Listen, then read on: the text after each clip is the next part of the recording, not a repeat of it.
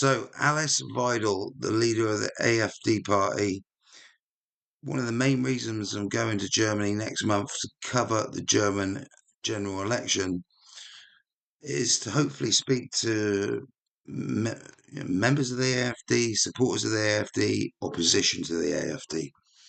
They seem to me, they've been labelled far right, but they seem to have some very interesting and intelligent policies, common sense. Here is the leader, Alice Weidel, in my opinion, destined to be Just, can Chancellor you of hear me? Germany, I can. The main things talking you're to the aiming richest for, man in where the does world Germany... and the owner of X, Welcome Elon to Musk. conversation with Alice Beadle, I will who speak to is, you in a I bit. believe, currently the leading Enjoy. candidate to run Germany, I think, most popular in the polls. Welcome, Alice. Thank you for joining Spaces, and I look forward to this discussion. And perhaps we could start by outlining, if you could outline what AfD's platform is, what are the main things you're aiming for, where does Germany need change, and just to educate people who have never heard of AfD or AfD, if it would be German. Because a lot of people, especially in America, have never heard of AfD, so perhaps this would be very helpful. Okay. Thank you very much, Elon, for having me and to give this opportunity to openly speak about different matters. Let me just, can you hear me? I can, yes. Perfect. To start with who we are. The AfD is the alternative for Germany. It is a relatively new party, founded 11 years ago during the course of the Euro problems. Unfortunately, I have to start when I shed some light on our party with the quite negative circumstances in Germany. Our country is a great country with highly motivated people, but our country has been governed not in a proper way within the last 20-25 years. We had the Angela Merkel administration for 16 years, and then the so-called traffic light coalition that imploded last year, and now we're having elections. In my point of view, Angela Merkel, the first Green Chancellor, she ruined basically our country. She enforced, without asking the people, she enforced to open our borders for illegal immigration in 2015. She wrecked and destroyed our backbone in terms of obnoxious energy policy. For the foreign listeners here in this audience, Germany is the only industrial country that unplugged the nuclear power plant. So the aim of Angela Merkel was to enforce just solar and wind energy. And you don't need to be very smart to encounter that you cannot run an industrial country with just wind and solar, because you don't have any energy and electricity when the sun doesn't shine and when the wind doesn't blow. And this is a major problem. Yeah, I mean, obviously, I'm a big fan of solar energy, but clearly, if a country is at a very high latitude, then the amount of solar power in the winter is going to be substantially reduced. And then, of course, there's a significant difference in the day-night cycle of energy usage. So a lot of power can be done with solar and with large-scale grid energy batteries, but it must be supplemented with other forms of power because there's not a lot of sunshine in the middle of winter in Germany. So the solution obviously must be a multifaceted solution, where there is certainly renewables, but also there does need to be some amount of fossil fuel energy, and especially nuclear. I think nuclear is very much underrated. I think it was tragic for Germany to shut down the nuclear power plants. In fact, they're very well designed, and I think that the right move is, in fact, to increase the amount of nuclear power substantially in Germany. This would be great. And I think, yes, absolutely. yeah. Yes, absolutely. That was the reason why I wanted to shed some light on the current situation. So in order to form an opinion what our party stand for, because this is exactly what you said. We stand for a energy supply diversification. We cannot run a industrial country like Germany with a still strong manufacturing base. To tell you the truth, our manufacturing production, it peaked in 2018 and it plummeted since then due to high energy costs. And you cannot run a country like that. So therefore, we say, look, we need to be technology open, and we need to reinforce again nuclear power plants, because nuclear energy supply is carbon free, right? So Yes. therefore, we would also reduce our carbon footprint, which is obnoxiously very, very high. And this is the entire irony about it. So our governments, like the Angela Merkel government and the so-called ridiculous traffic light coalition, they enforced a green policy upon our country that doesn't work. Yeah. And we would like to go back to technology openness here.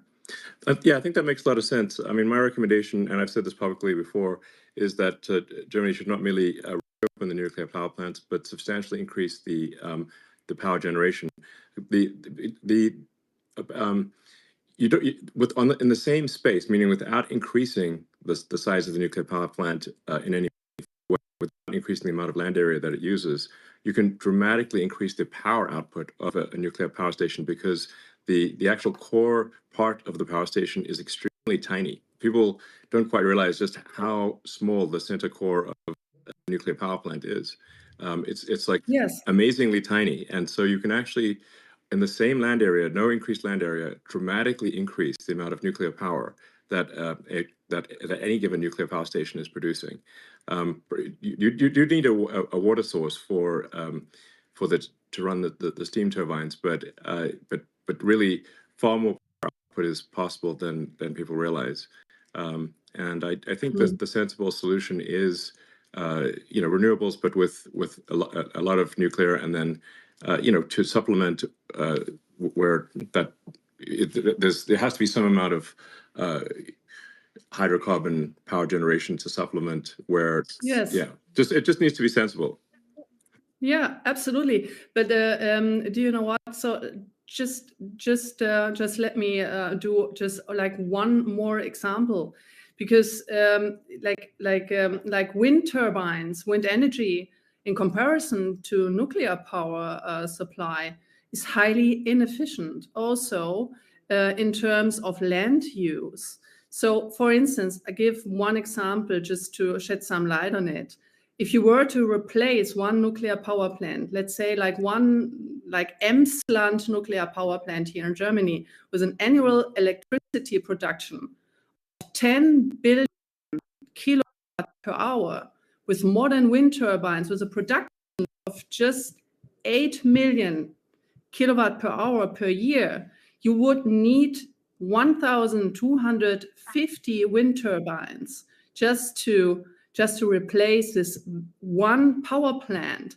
And with a rotor diameter of 70 meters and the minimum distance from large wind farms, you end up around with like 100 square kilometers. For example, this corresponds to half of the major city of Stuttgart, right? Right. So this entire thing, and just to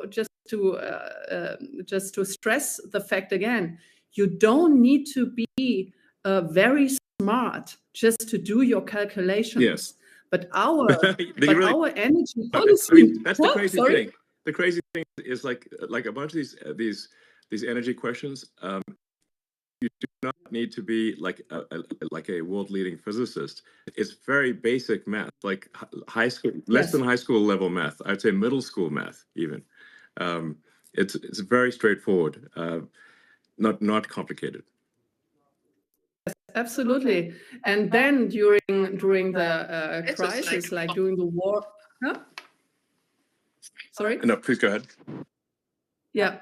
So during the war of Ukraine, so our gas supply was just destroyed, and that actually shed some light on our severe dependence on Russian gas. And do you know what the government decided in this crisis when the energy prices skyrocketed after we were cut off of cheap energy supply from Russia?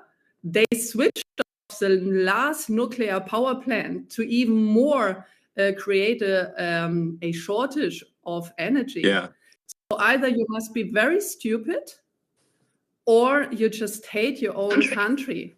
Well, isn't it? I think it's mostly the very stupid category. At least I'd like to think so. Very stupid. I mean, there's an old saying that like one should never ascribe to malice that which can easily be explained by incompetence.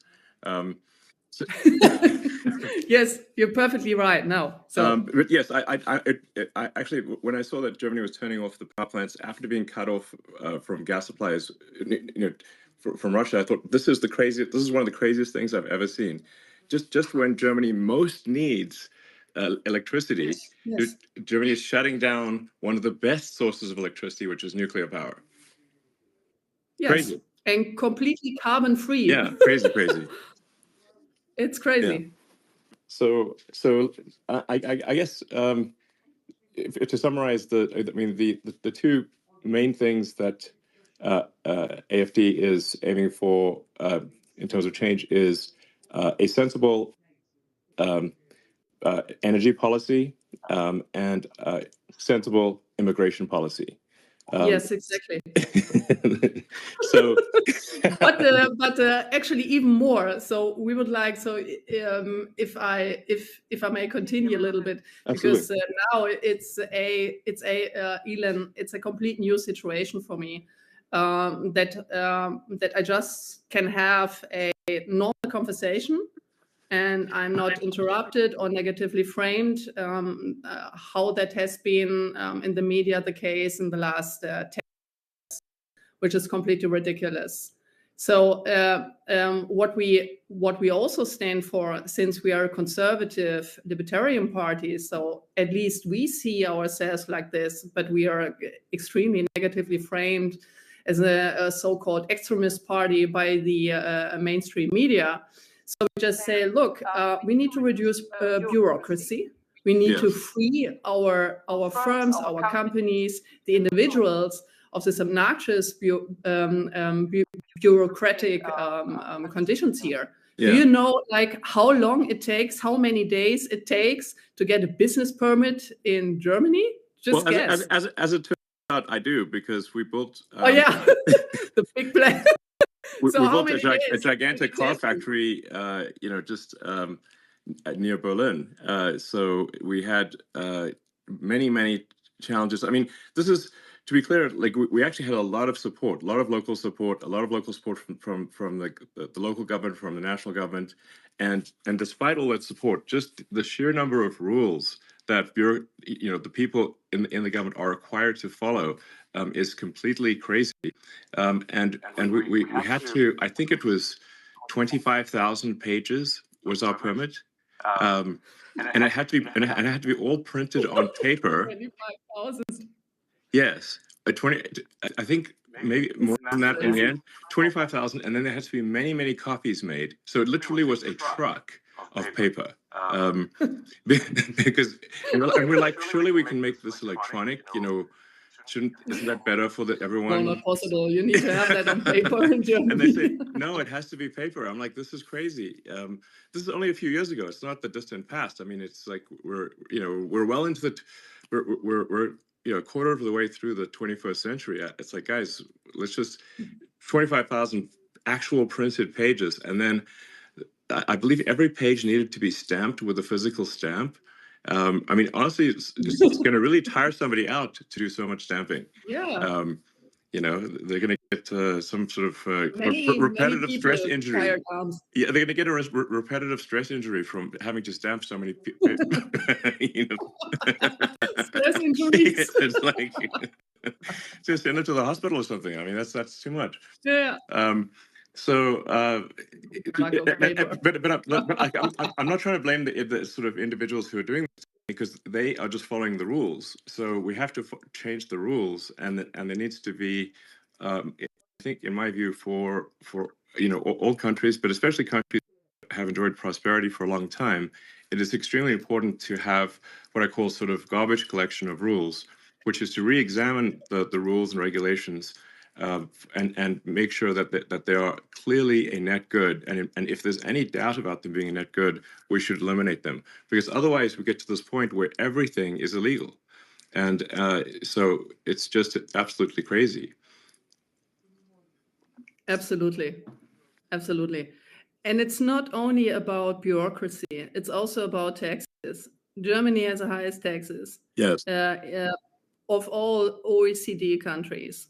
So the normal German employee, he works more than half of a year for the state. You have to imagine that. You're right. Like with taxes plus social security, so more than half of the year you work for this dysfunctioning state, because like the state does not provide the vital provisions for the people here. So he doesn't provide for security. So we have like skyrocketing criminal rates here. Right.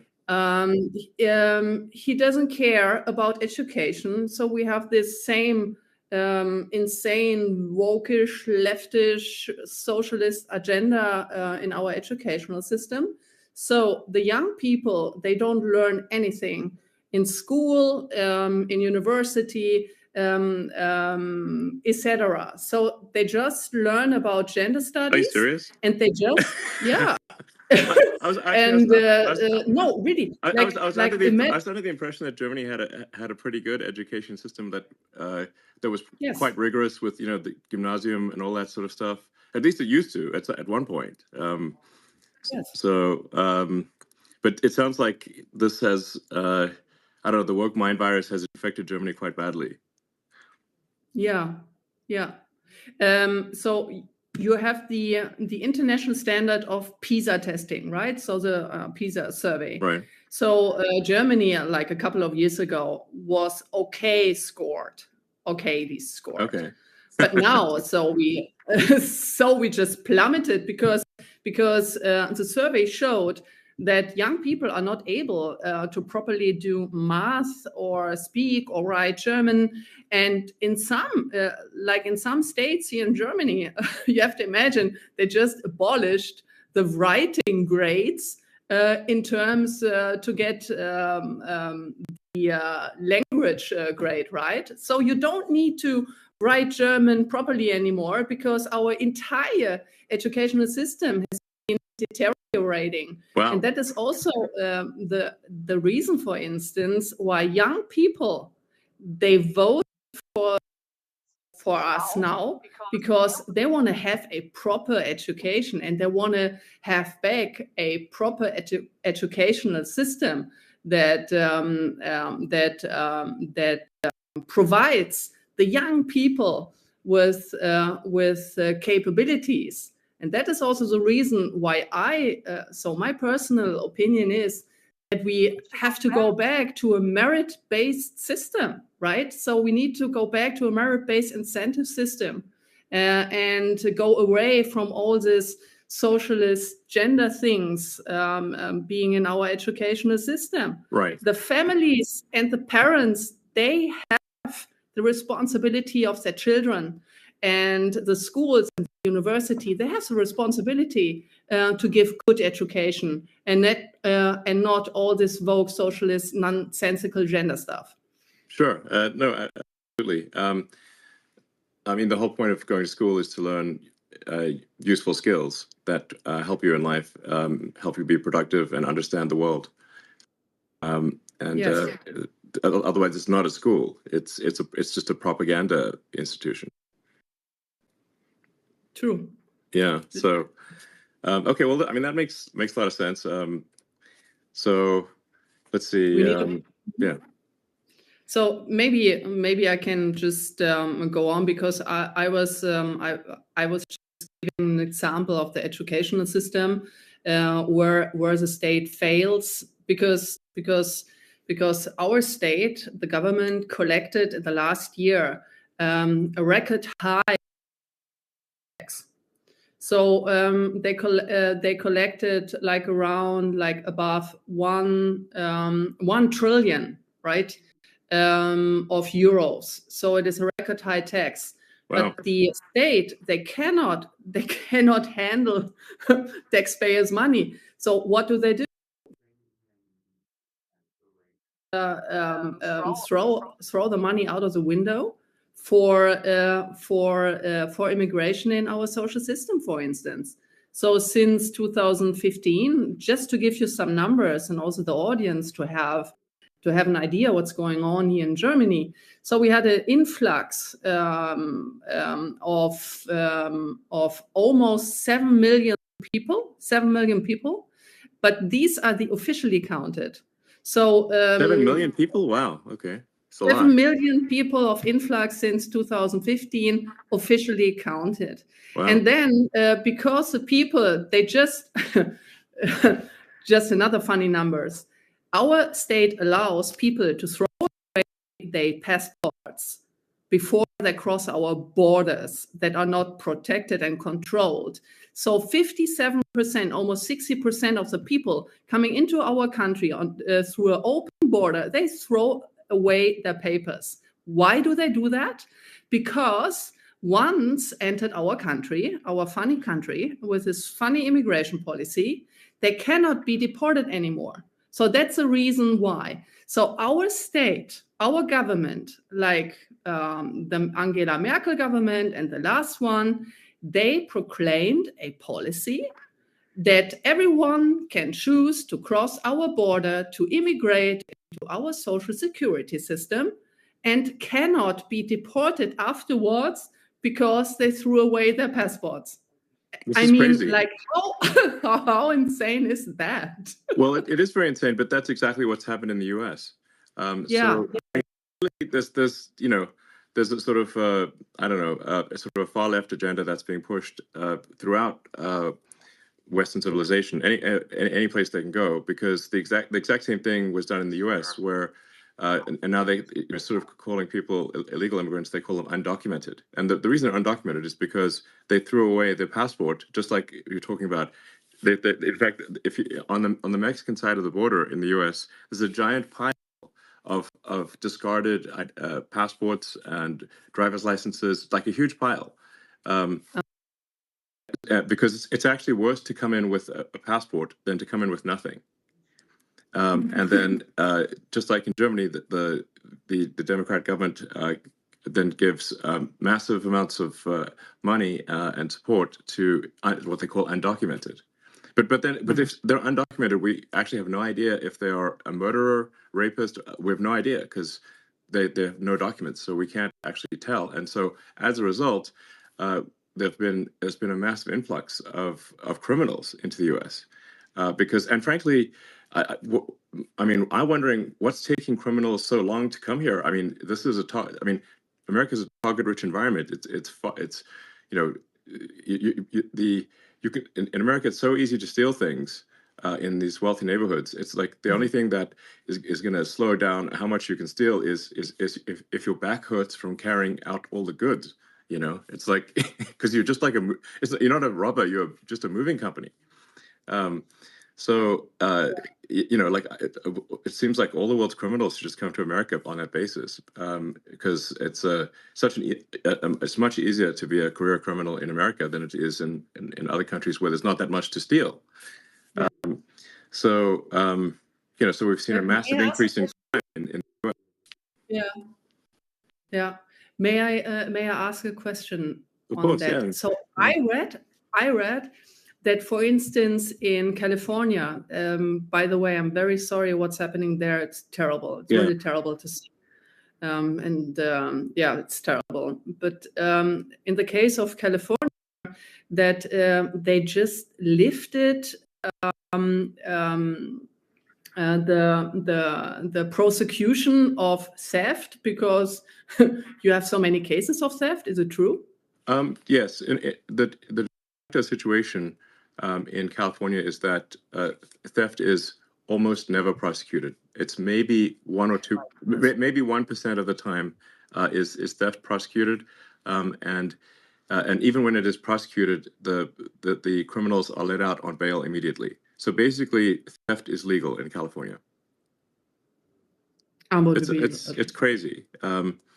It's crazy. Yeah. Now there was recently a referendum in California to make stealing illegal again, which was and actually that was a very popular, and it passed. Because it was actually literally legal to steal anything under $1,000, which means people could just walk into a store at $1,000 at a time and take out anything they want. And if the storekeeper stopped, the storekeeper would be arrested. So this is literally like the Joker and Batman. The criminals, are in charge, and the honest citizens are arrested. It's just completely insane. Now, like I said, the people in California did vote overwhelmingly to make theft illegal again. But astonishingly, the governor of California, Governor Newsom, he was against the making theft illegal, which doesn't make any sense. And he just didn't implement it? Yeah, well, no, but what they're going to do is, even though it is technically illegal again, the sort of far left will refuse to enforce it. So because you really need two things for something to work, for laws to work. You need both the law and you need enforcement of the law. And if you don't have, if you so, I mean, this is something that George Soros really figured out. I mean, he's sort of a brilliant guy, but honestly very anti-human in my opinion. Is that you don't actually need to change the law; you just need to stop enforcement of the law, and that does the trick. So I think there's somewhat of a reawakening in the U.S. and I think even in California, people are tired of this, and they want change. And I think that's really, if you say like, why people are wondering, like, why did Donald Trump win? And it wasn't just a small victory. In the U.S. elections this year, President Trump won the Electoral College. He also won the popular vote, majority of the people. And the House is Republican and the Senate is Republican. What this says is the American people are demanding change. They're being very clear. And my recommendation for the people in Germany is to do the same. If you are unhappy with the situation, you must vote for change. And that is why I'm really strongly recommending that people vote for AFD.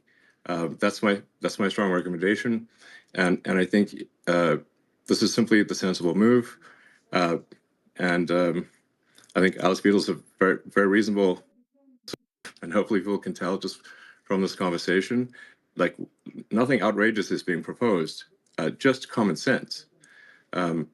So in fact, I as I've said publicly, I think only AFD can save Germany, and I just want to be very clear about that.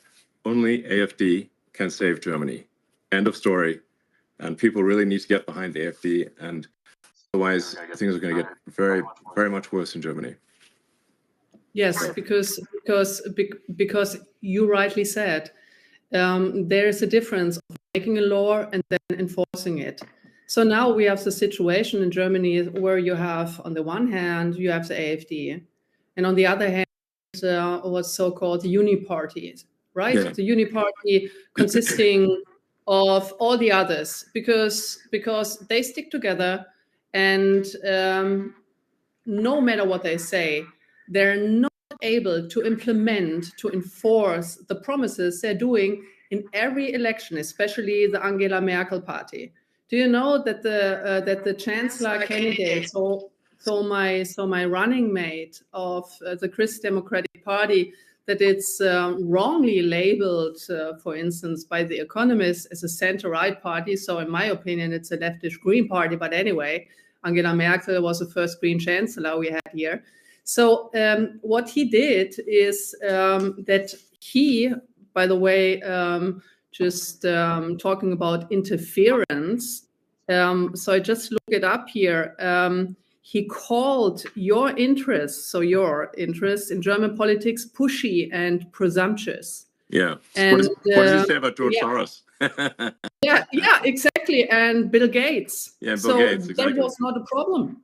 Yeah. When Bill Gates actually tried to sell his mRNA vaccination, and not mentioning all the huge side effects on people's health, and no one takes responsibility about that, and the entire bluff and scam of wearing a mask, right? So Yes. It's unbelievable. And also that candidate of the Christ Democrats, like Friedrich Merz, he warned the world about the consequences of voting for Donald Trump in October last year. Right. So far for like foreign interferences, right? Exactly. So it's unbelievable. It's really unbelievable, like how Donald Trump was treated by German media and German politicians during his election campaign. It was unbelievable. And I mentioned that before in a Bloomberg interview. It created, for me, physical pain to see that, how he was disparaged, like, and his entire family. So, so I feel very sorry for these people. Just like, saying negative things, and now while we talk, 150 bureaucrats of the European Union are watching us, our conversation, to enforce this ridiculous Digital Services Act that is nothing else than a censorship on free speech. But free speech, right? Yes. It's and you said it, free speech is a precondition of democracy. Yeah. If you are not able to form a proper opinion and exchange opinions and ideas, and a democracy should be a competition of the best ideas, right? Absolutely. And the compromises. Yes, yeah, exactly. Without freedom of speech, people are obviously not able to say what they want to say, and then they cannot make an informed vote. So if people are simply fed propaganda and have no access to what's really going on, then they can't make an informed vote, and then you don't have a real democracy. So that's why I say, free speech is the bedrock of democracy. There must be free speech in order for people to make an informed vote. So that's essential. And you can sort of, it's actually quite easy to tell who the bad guys are. It's like, who wants to shut down freedom of speech? They are the bad guys. It's very clear. Yes. And do you know what Adolf Hitler did? The first thing, he switched off free speech. Yes. So he controlled the media, and without that, he would have never been successfone. Yes, exactly. Never been successful. Yes, but absolutely. This is what you do. Yeah, no, exactly. That was one of the first things he did was to control the media and imposed extreme censorship. And what he was trying to do was shut down any pro-Semitic media. Anything pro-Semitic or any defense of the Jewish people was shut down. So we have to, like, very few, for those who want censorship, I think they should be careful what they ask for, because once you institute censorship, it's only a matter of before the censorship is turned on you, and eventually they will censor you, and that's the danger. Because people love to censor things they don't agree with, but they don't realize that one day that censorship is going to be turned on them. So Absolutely. yeah. So I mean, you mentioned, of course, Hitler and whatnot. Now, there's a lot of the media wants to portray AfD as far right, as somehow associated with Nazism or something like that. Perhaps you could address that concern, because people, when they hear sort of right wing in Germany, they naturally have a bit of a negative reaction. Yes, thank you. Thank you for the question. First of all, I would like to, since I'm a economist, I would like to shed some light on the idea, when we talk about Hitler, on the idea of the National Socialists.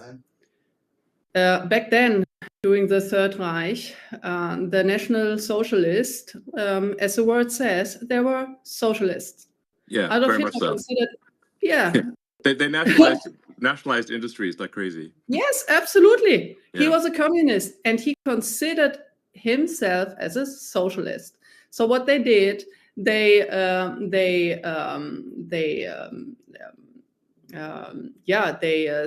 state funded then the private companies, and then they asked for taxes, huge taxes, and then also wait a second, I need to ask the word now. Verstaatlichen. Yeah, nationalize the entire industry. Yeah, you said that before, and the biggest success after that terrible era in our history was to label Adolf Hitler as right and conservative. He was exactly the opposite. He wasn't a conservative. He wasn't a libertarian. He was a communist, socialist guy. Yeah. So, full stop. No more comment on that. And we are exactly the opposite. We are a libertarian, conservative party. And see, look at this during during the discussion of this terrible Hamas attack on Israel. So only the leftish Palestinians, they criticize the policies here. So you have a deeply vested anti-Semitism within the leftish movement. And it was always that case. Why?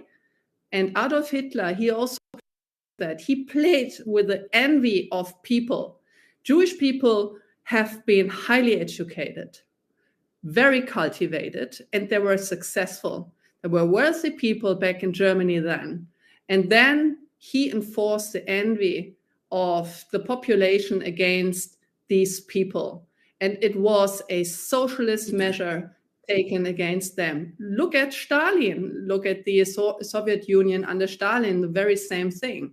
So he was nothing else than an anti-Semitic socialist. Yeah. And we are exactly the opposite. We are a libertarian conservative party. We are wrongly framed the entire time. And we would like to free the people of the state. I want to have independently thinking people, self-confident people. I would like to have a state that is minimized to his functions, and letting the people having their freedom of speech, freedom of wealth also, like generating wealth. With these obnoxiously high taxes, the state erodes the backbone of wealth, right? So the people are not able to accumulate wealth that make them independent from the state. Right. So I would like to have independently thinking, well-educated people who have the freedom to form their own opinion. I want to have strong leaders in Germany. I don't want to have stupid, weak leaders as we had in the last couple of years, because these people cannot think straightly. And they're a big danger. Look at the war in Ukraine now. Yeah. They're a big danger to our national security and to actually to the entire European security.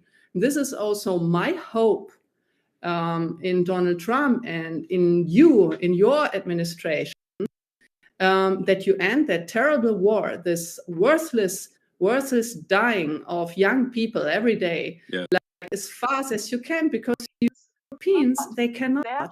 They actually given up on everything, like on a good military, on a good negotiation power. They completely depend on the US in the sense of, the USA need to do the entire job. We don't need to do anything. We just escalate the entire conflict against Russia. It's very dangerous what's going on here, and only you can basically stop it. I mean, I think President Trump is going to solve that conflict, I think, very quickly. As you point out, it's now been in somewhat of a stalemate for a few years, and all that's happened over the past few years is hundreds of thousands of people dying, but for no gains. And the longer this conflict goes on, the more Ukraine weakens relative to Russia. I mean, Ukraine is a much smaller country. It simply cannot afford the losses relative to Russia. Russia has, it's just, it's this is, the longer this drags on, the worse it is for Ukraine. And then you've got all these poor, men dying and for nothing. Why? I hope this terrible conflict can be resolved quickly, and I think it will be under President Trump. Yeah, it will be great, actually, because this is our now really like the people here, like many people are anxious, and they're anxious for a very good reason, I think, because this conflict has a potential to escalate big time towards a nuclear exchange. And here, the European governments, they have no measure, they have no strategy, they have no red line, no storyline of their foreign and security policy towards Russia, towards Ukraine. Yeah. They have no strategy to end that, and they don't have the military power, right? So they underspend the budget to NATO, right? For decades, yeah. like for a very long time. Like the average, for instance, of Germany, because the share of GDP is supposed to be 2%. So Germany, on average, I think, was just like slightly above 1%. So Germany didn't contribute. But Germany is also not prudent of the defendants of our own country. So this is the second thing. So we are completely dependent on the US. But I think, and I've listened to this very interesting speech of J.D. Vance. He said he doesn't want to have client states, right? Yeah.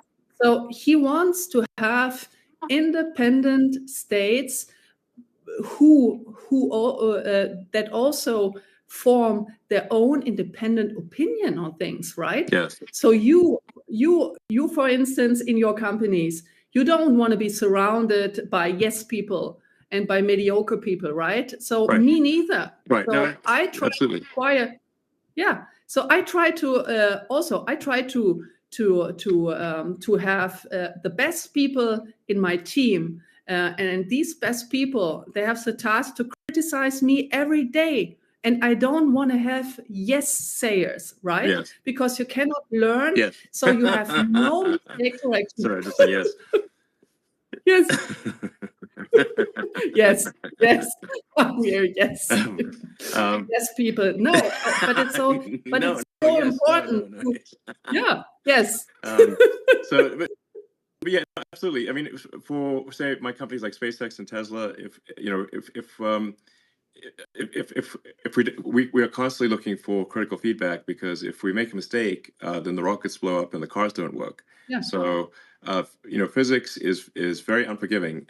There's I say, like, really, physics is the law, and everything else is a recommendation, because I've seen people break every kind of law, but I haven't seen them break physics.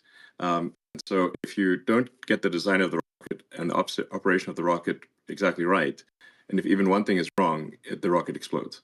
So, that's why I'm a strong believer in seeking critical feedback. And in fact, I think critical feedback should be viewed as a gift. Yes. Yeah, yes. Yes. So no. But just to continue on that topic. So if you don't have that feedback loop, so your rocket may explode, right? But here in this critical phase of this terrible war in the Ukraine, many people may die due to these stupid policies that have many been people made. have died. Yeah, indeed. Yeah. So, let's touch on some maybe potential, what people may view as hot button issues. Like, what are your views on Israel? Oh, very complicated. Okay, the more we have no time, so. no really, like the more I read about the Middle East and the situation in Israel, the more complicated it gets. And to be honest, I wanted to ask you about a potential solution, because to be honest, like in my humble opinion, I don't see a solution. So maybe Israel have to find some alliances with the Sunni states, maybe if possible. To be honest, from my point of view, like from my perspective, it's a very complicated situation, and I'm not this person. I'm not a politician. If you ask a question, that I do this, blah blah blah. Sure. I really say what I think to do honest politics. And to be honest, I don't know. To be very frank, I don't know how to solve the conflict at this point in time. And I hope maybe you have an answer on that. Sorry for being dissatisfactory, but it's so complicated, and I want to give prudent answer. And in case of Israel, I don't know how to resolve this conflict, to be honest. Well, I guess maybe another way to say it is, do you unequivocally support the existence of the State of Israel? Yes, of course. Okay, that's what people want to know. Yeah. I'm asking questions that maybe seem very obvious, but no. Oh, yeah. Oh, yes. Now I see why this question. No, absolutely. Yeah. So we need to protect the existence of Israel, and we need to protect not only the existence of the state of Israel. I also think that Benjamin Netanyahu have made many mistakes in the past, to be honest. But we also need to take our responsibility as a German nation state to protect Jewish people in our country, who are exposed right now to Muslim crime, right? So they are not safe here anymore. So I don't know if you saw some videos here of the streets of Berlin. I'm right now in my office in Berlin, but like with all these demonstrations of the Palestinians here, well, a Jew could not walk through the street anymore, right? And we have a huge potential of anti-Semitic crime against the Jewish people. And to be very frank here, the AfD is the only protector, and I'm saying that like very frankly, the Alternative für Deutschland, the AfD, is can only be the only protector of the Jewish people within here in Germany, because the Uni Party, all other parties, they did exactly the opposite. They let like millions of people in.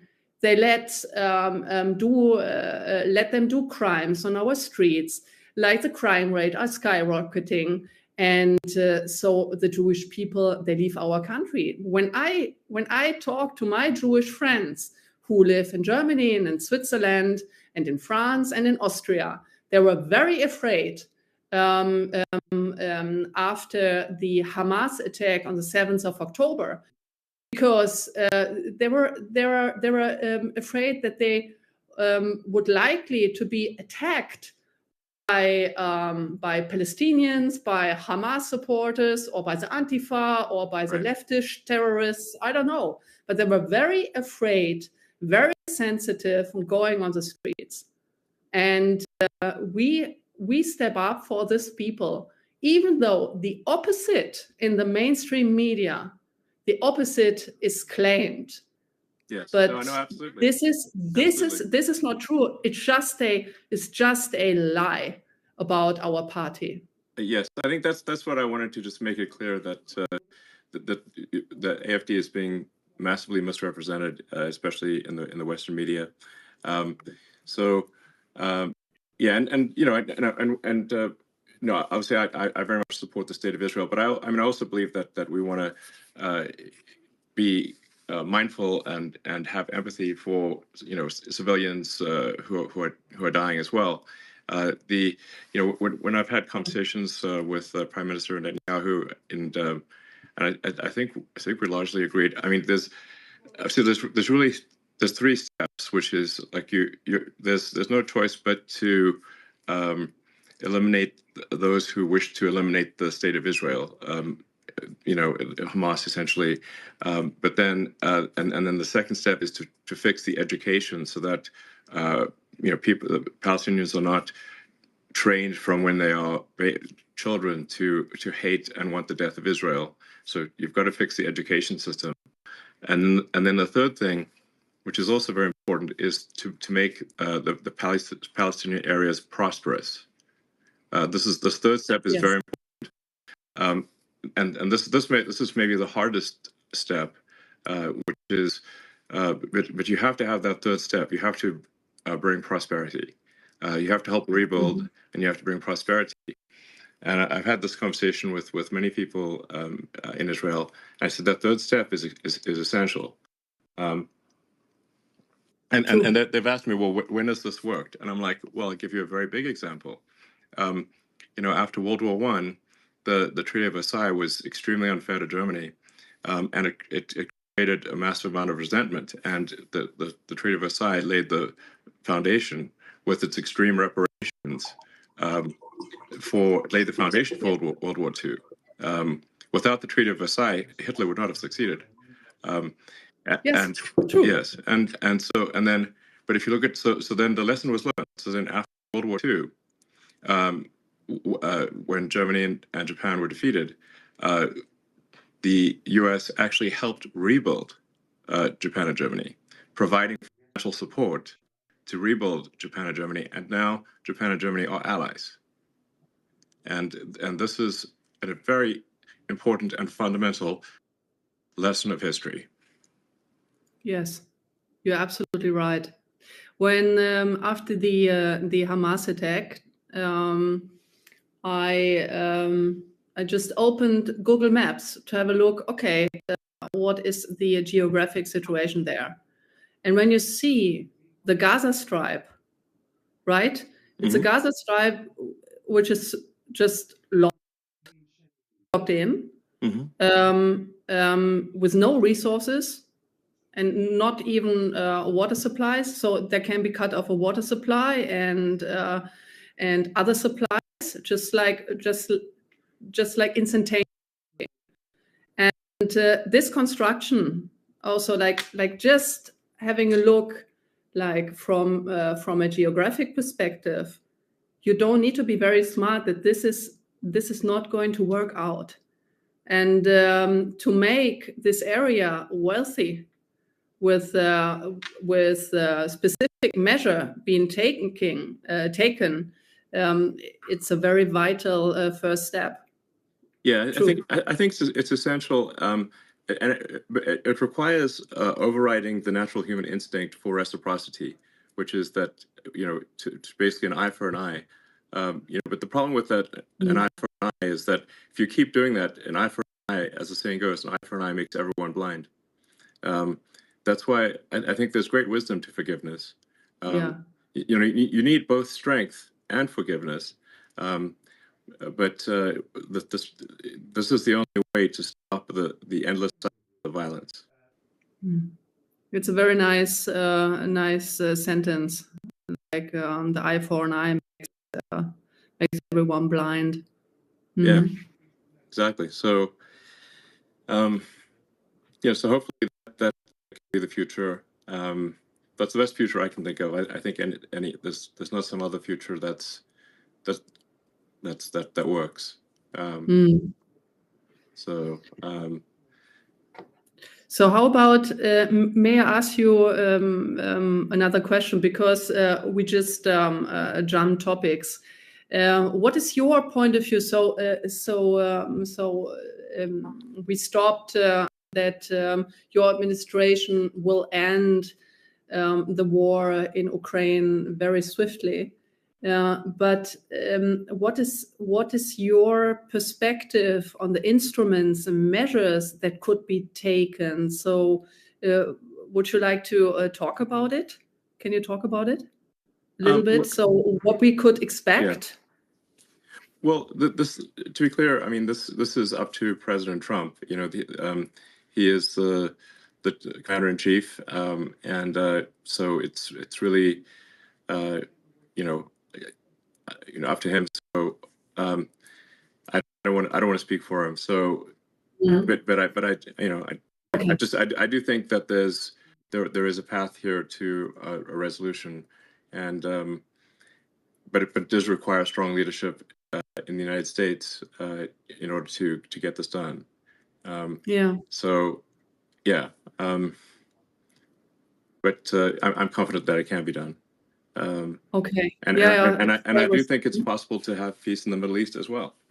These are possible. So, and I think that would be a great future for the world. So, yeah. No, great. So it's absolutely fair. So very, very fine with me.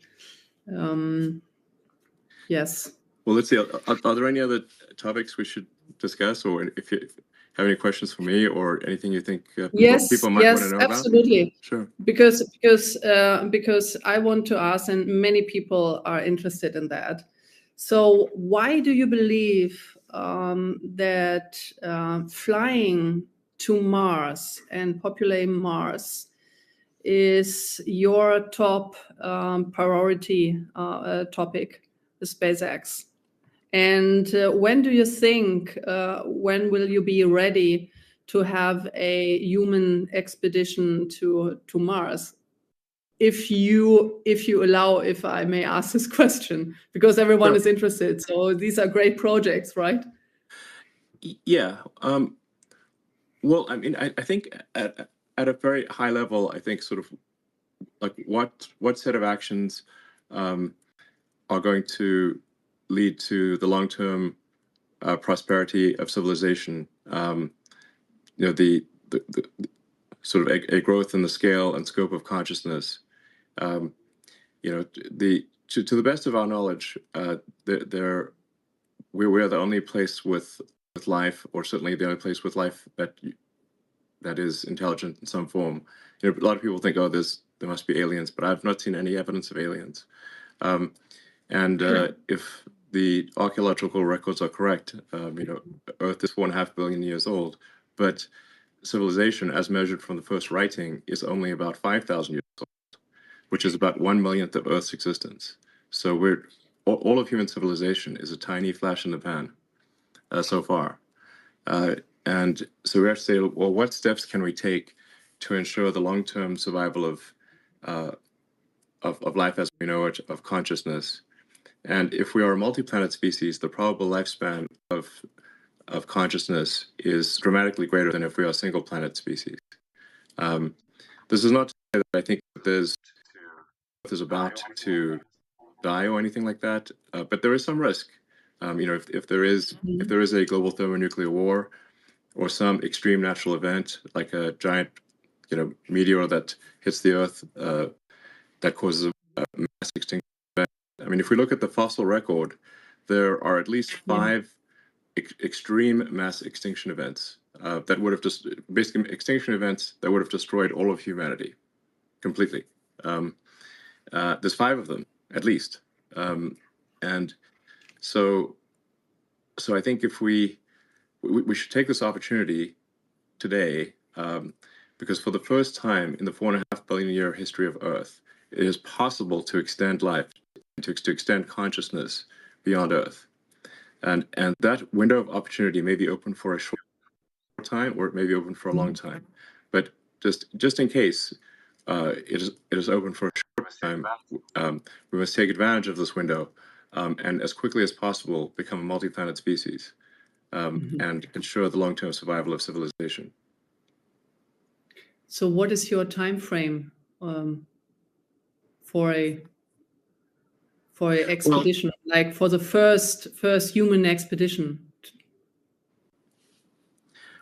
Well, yeah. So to be clear, what matters is not so much sort of flags and footprints, but the establishment of a self-sustaining city on Mars, where the critical threshold is where the city can grow independent of Earth. Meaning, if the resupply ships from Earth stop coming for any reason, that the Mars colony does not die out.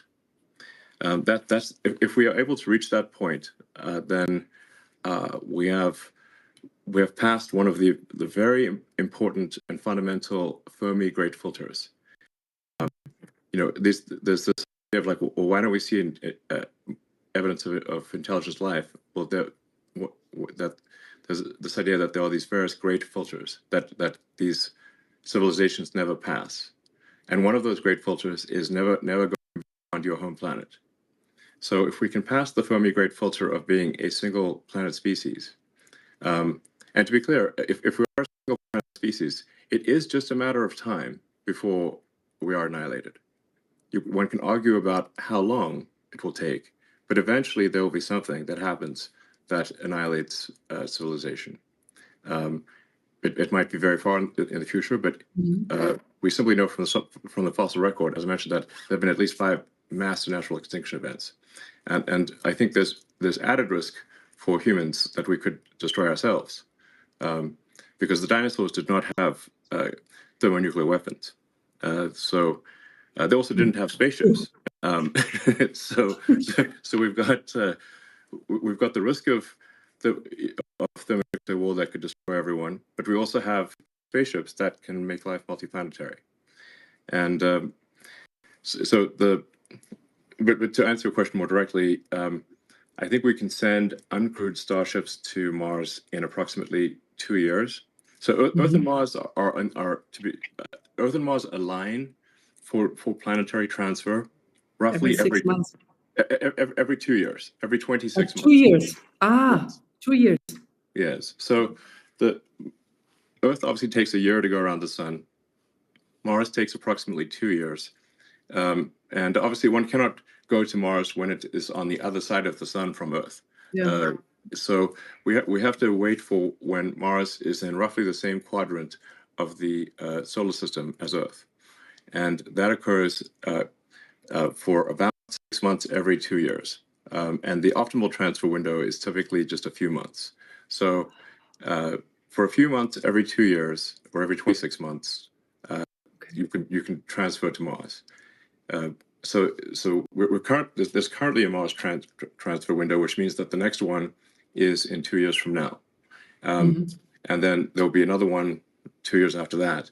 So for the one in 2 years, I think we can send uncrewed starships to land on Mars to test that the landing systems are working properly. we want to make sure that we don't, add more craters to Mars. Yeah, Yeah, that would be good. if the crater count increment must be 0, and once we prove that it is safe to land, then if all the ships we send in about 2 years land safely, and we think we understand the issues, then in principle that in about 4 years you could send the first people, and then Wow. the number of ships can expand exponentially from that point. I mean, as a rough order of magnitude, my guess is that we need to transport about a million tons of to Mars to make it self-sustaining. When things are very uncertain, I think you can even guess to within one order of magnitude, you're doing quite well. So I suspect probably 100,000 tons is maybe not enough, and hopefully we don't need 10 million tons. So therefore, hopefully a million tons is enough to make Mars self-sustaining. So maybe it's a million tons of cargo to the surface of Mars and about a million people or more. So that's really what matters. The critical threshold from the standpoint of a fundamental branching of the future of civilization is that point of reaching on Mars where Mars can grow by itself, even if resupply ships from Earth stop coming. At that, the future of civilization branches, and to a good branch. And the probable lifespan of civilization is dramatically greater. And Yes. my guess is that there will be cases where the future Martians actually come and help and rescue Earth, and when there is an emergency. Just as America has helped to run into the world in World War I and II and the Cold War, and where would the world be if not for America helping out in those 3 circumstances? So, I think that there's a good chance Mars helps save Earth at some point in the future, maybe many times. And then once we have a civilization on Mars, we can expand to the rest of the solar system, to the larger asteroids like Ceres, maybe to the moons of Jupiter and Saturn and beyond, at least through the rest of the solar system. And then and then we go from being hopefully a multi-planet civilization to at some point a multi-stellar civilization, and we're out there among the stars, and then we can try to find out what is the nature of the universe. Perhaps when we go to and visit these faraway star systems, we will discover the remains of long dead alien civilizations. I think that would be incredibly interesting, but for sure it will greatly improve our understanding of the nature of the universe, dramatically. Absolutely.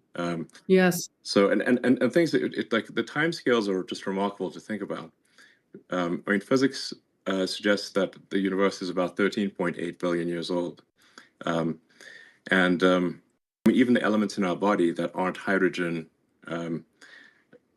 that like any heavier element had to be formed in the center of a star, and so a large part of our body was actually formed in the center of a star, and that star exploded, and then the elements recondensed, ultimately billions of years later to form Earth and humans.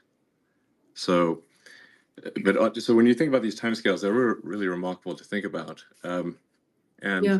But a civilization that lasted 1 million years. So our civilization, like I said, I think a good metric for saying when does a civilization start, I think is maybe writing. That's if you're going to pick anything, I'd pick that.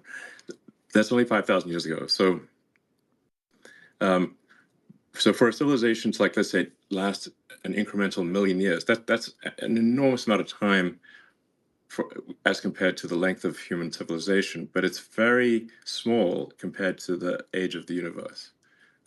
You'd have to go 3 digits past the decimal point of 13.8 billion years just to increment 1 million years.